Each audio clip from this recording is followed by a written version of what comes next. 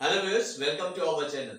आज हम इस वीडियो में लेके आए हैं ट्रिगोनोमेट्री से रिलेटेड कुछ ऐसे सम जो नॉर्मली कॉम्पिटिटिव एग्जाम्स में आते हैं। तो इसीलिए ये वीडियो आपके लिए बहुत ही खास होने वाला है। तो इस वीडियो को पूरा देखे, काट के मत देखा करो, पूरा देखो।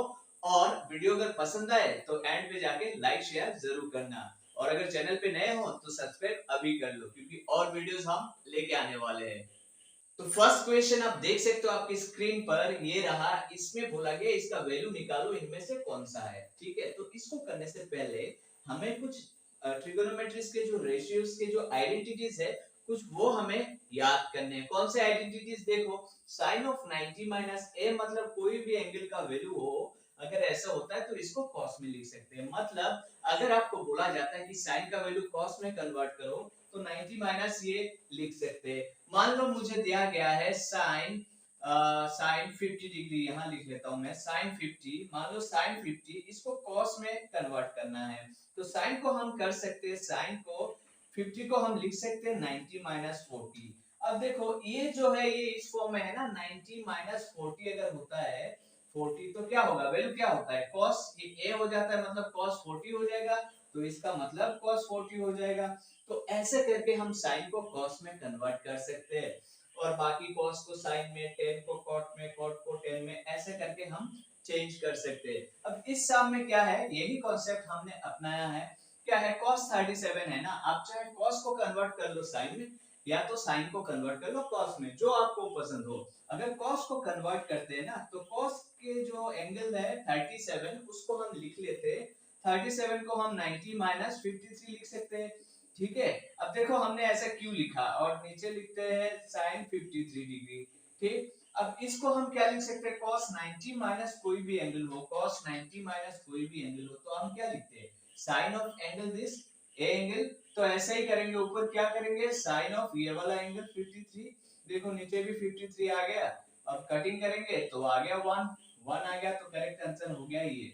तो कॉन्सेप्ट यहाँ ये है, अगर दो अलग अलग ट्रिगोनोमेट्रिक रेशियो होता है, तो एक में अगर हम कन्वर्ट कर लेते हैं, देखो डिवीजन फॉर्म में है, एक न्यूमरेटर में एक डिनोमिनेटर में, तो अगर इक्वल बन जाता है, इक्वल कर लेते हैं, तो हम कटिंग करके इसका वैल्यू इजीली 1 आ जाता है। तो हमने कन्वर्ट करके देखा और काम हमारा हो गया। तो ऐसे वाले केस में, अगर ऐसे वाला सम आता है, तो आपको ये सारे आइडेंटिटीज याद रखने कि किस से किस में कन्वर्ट करने में क्या कर सकते हैं। देखो किस से किस में, cot से tan में ले जाना है तो कैसे कर सकते हैं, ठीक है ना, या tan से cot को cot पे ले आना है, tan से cot पे, तो कैसे कर सकते हैं, वाइस वर्सा। ठीक, तो आप ये याद रखना, ये याद रखोगे तो ऐसे वाले सम आप आराम से कर सकते हो। नेक्स्ट क्वेश्चन आप देख सकते हो आपकी स्क्रीन पर, इसमें ये हमें दिया गया है एक स्टेटमेंट, एक इक्वेशन कह सकते हो। इसमें से हमें थीटा का वैल्यू निकालना है। तो जो दिया गया है ना, इसमें से हम क्या कर सकते हैं, साइन ऑफ 60 माइनस थीटा करके इसको जो है ना उस साइड ले जा सकते हैं। क्यों ले गए, हम दिखाते हैं इसको, इस उस साइड ले गए। ठीक है, अब देखो कॉन्सेप्ट यहाँ ये है कि अगर sine theta equal to sine 2 होता है, मान लो suppose sin theta equal to sin 2, दोनों साइड अगर कंपेयर करेंगे तो क्या मिल जाता है, थीटा इक्वल टू 2। ऐसे करके हम इंप्लाइज करके थीटा इक्वल टू 2 हम आराम से लिख सकते हैं। तो यहाँ क्या है, थीटा का वैल्यू निकालना है, तो इसको अगर साइन फॉर्म में कन्वर्ट कर लेते, तो दोनों साइड से साइन को हम हटा देंगे, तो क्या होगा, साइन रहेगा नहीं, थीटा रहेगा और वैल्यू रहेगा, तब हम थीटा का वैल्यू आराम से निकाल सकते हैं। तो इसके लिए हम क्या करेंगे, हम जो है इसमें से पहले इसको साइन फॉर्म में कन्वर्ट करेंगे। तो साइन कितने डिग्री का वैल्यू होता है, 1/√2 साइन 45 डिग्री का वैल्यू। मैं यहाँ लिख लेता हूँ साइन 45 डिग्री। ठीक है, साइन 45, यहाँ आप डिग्री चाहे दे दो या ना दो, कोई ऐसे दिक्कत नहीं है। तो यहाँ दोनों साइड से साइन हम हटा लेते हैं। ठीक है, मैंने साइन हटा लिया और ये आ गया हमारा इक्वेशन। अब इसमें से अगर मैं देखूंगा तो थीटा इक्वल टू आता है 60 माइनस दिस, मतलब 15 डिग्री। तो आंसर हो गया ये। तो ऐसे वाले केस में जब भी आपको कहा जाता है कि थीटा का वैल्यू निकालो, या मान लो साइन के अंदर a प्लस बी है, और दूसरे एक और इक्वेशन दिया है जहां a माइनस बी है, तो उसमें भी ऐसे ही करना है। लेफ्ट साइड में साइन वाला है, अगर राइट साइड में कोई नंबर है, तो नंबर को जो है ना आप जो है लेफ्ट साइड में से साइन को छोड़ के, साइन के साथ जो एंगल है उसको छोड़ के बाकी जो नंबर एक्स्ट्रा नंबर है उसको सारा राइट साइड ले जाओ और फिर उसको साइन के टर्म में कन्वर्ट करो। क्यों? क्योंकि ऐसा अगर होगा ना तो दोनों साइड से आप साइन को हटा दो, हटा के फिर आप वैल्यू आराम से निकाल सकते हो। तो ऐसे वाले साम आए ना तो ध्यान रखना आपको ऐसे ही करने हैं। अब जो क्वेश्चन आप देख रहे हो आपकी स्क्रीन पर, ये बहुत ही इंटरेस्टिंग क्वेश्चन है। ये देखते ही आप आराम से आंसर बता सकते हो। इसका आंसर कितना है? 0 है। कैसे? देखो ये cos 1 2 3 4 करके ऐसे करके बीच में एक cos 90 डिग्री भी आएगा, क्योंकि 1 से लेके 180 तक है ना, तो बीच में 90 डिग्री जरूर आएगा और सीरियल ऑर्डर में है। और cos 90 का वैल्यू कितना है? 0 है। अब सारा मल्टीप्लाई करके लिखा हुआ है ना, तो 0 सबके साथ मल्टीप्लाई होगा तो क्या हो जाएगा? इवेंचुअली ये पूरा टोटल 0 हो जाएगा। तो इसके लिए आंसर हो गया 0। अब जो आप क्वेश्चन देख रहे हो इसमें ये दिया गया है कि इस स्टेटमेंट, ये जो स्टेटमेंट है इसका वैल्यू बताओ कितना है, इनमें से कौन सा है। अब इसको हम सिंपलीफाई करते हैं। ये जो 2 sin स्क्वायर थीटा है उसको हम लिख सकते हैं 1 माइनस cos स्क्वायर थीटा, ठीक है।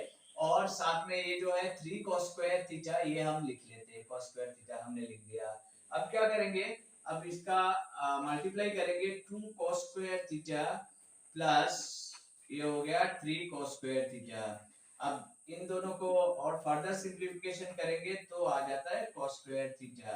अब जो है यहाँ ध्यान देने वाली बात ये है कि cos थीटा हमें मिनिमम वैल्यू निकालना है ना, इसका मिनिमम वैल्यू निकालना है। इसका मतलब इसमें जितने भी एक्सप्रेशन है सबका मिनिमम वैल्यू निकालना है, निकाल के ऐड कर देना है तो टोटल इसका मिनिमम वैल्यू आ जाएगा। तो कैसे करेंगे? देखो cos का मिनिमम वैल्यू क्या है? cos का मिनिमम वैल्यू जो लोएस्ट वैल्यू है वो है -1। cos का मिनिमम वैल्यू कितना होता है? -1 से +1 के बीच, ठीक है। तो -1 इसका मिनिमम वैल्यू है। अगर मिनिमम वैल्यू लेंगे तो -1 का स्क्वायर कितना होगा? 1 होगा और ये 2 तो जहां है वैसे ही रहेगा। तो 2 + 1 कितना हुआ? 2 + 1 हो गया 3। तो हमारा आंसर हो गया ये।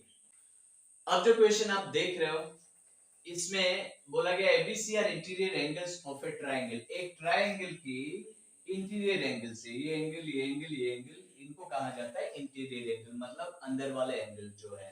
अब क्या है कि ये तीनों एबीसी इंटीरियर एंगल से अब अगर होता है तो फिर हमें ये निकालना है कि tan b + c/2 का वैल्यू कितना होता है इनमें से।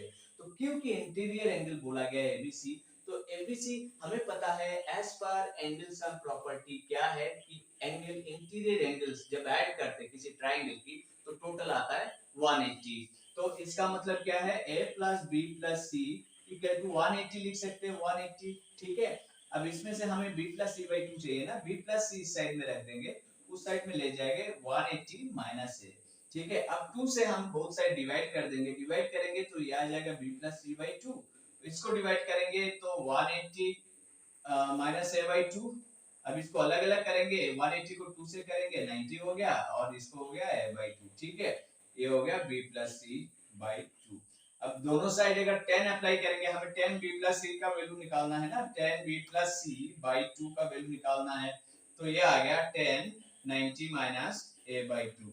और हमने शुरू में यही मैंने बताया था, जब फर्स्ट सम जब दिखाया था इस वीडियो के स्टार्टिंग में, जब फर्स्ट सम दिखाया था तो वो सारे ट्रिगोनोमेट्रिक आइडेंटिटीज मैंने बताया था, लिख के दिखाया था कि किसी एक ट्रिगोनोमेट्रिक रेशियो से दूसरे ट्रिगोनोमेट्रिक रेशियो में कैसे कन्वर्ट मतलब होता है या किया जाता है। तो 10 से 10 90 माइनस ऐसे होता है तो ये 10 से cot में कन्वर्ट हो जाता है जब 90 रहता है। ऑड नंबर ऑफ 90s जब रहता है, ऑड नंबर ऑफ 90s मतलब 1 90 हो, 3 90 हो, 5 90 हो, ऐसे केस में क्या होता है, यहाँ माइनस हो या प्लस हो जो भी हो, उस केस में क्या होता है 10 जो है यहाँ ऑड नंबर ऑफ 90s होता है तो 10 cot में कन्वर्ट हो जाता है। तो ये आ जाएगा cot में और एंगल आ जाएगा a/2। अब क्योंकि ये जो वैल्यू है ये फर्स्ट क्वाड्रेंट की है तो इसलिए पॉजिटिव है, ठीक है। तो ये आ गया हमारा वैल्यू cot a/2, ये हो गया हमारा आंसर।